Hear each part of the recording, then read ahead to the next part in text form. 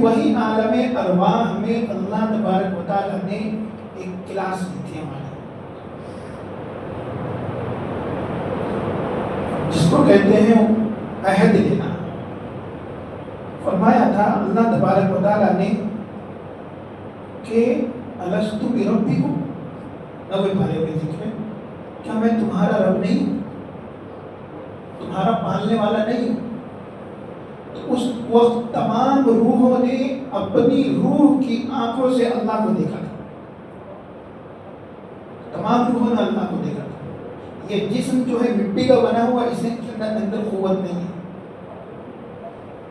تو جب اللہ تبارک و تعالیٰ کو دیکھے تو تمام لوگوں نے کہا کہ کیوں نہیں، آپ ہی تو ہمارے رب ہیں۔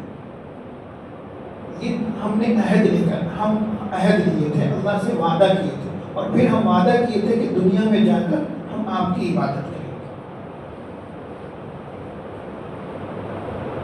تو اب ہم لوگ بولتے کہ ہمیں یاد ہی چلی کہ ہم نے وعدہ عہد لیا یا نہیں اللہ کے سامنے۔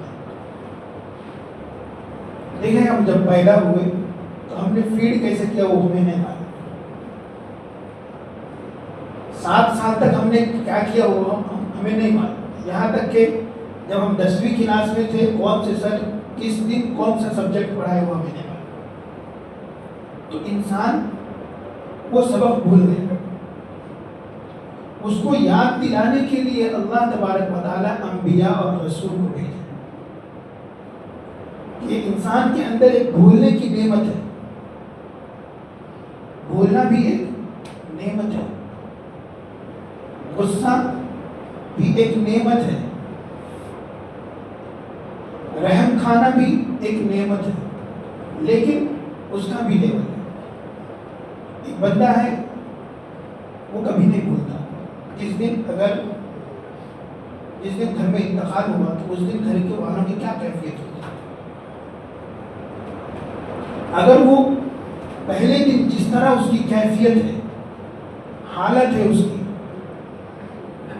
اگر روز وہ حالت رہے تو پھر وہ 1-2 مہینے میں وہ خود ڈھیر ہو جائے۔ اللہ تبارک و تعالیٰ بھلا دیتا،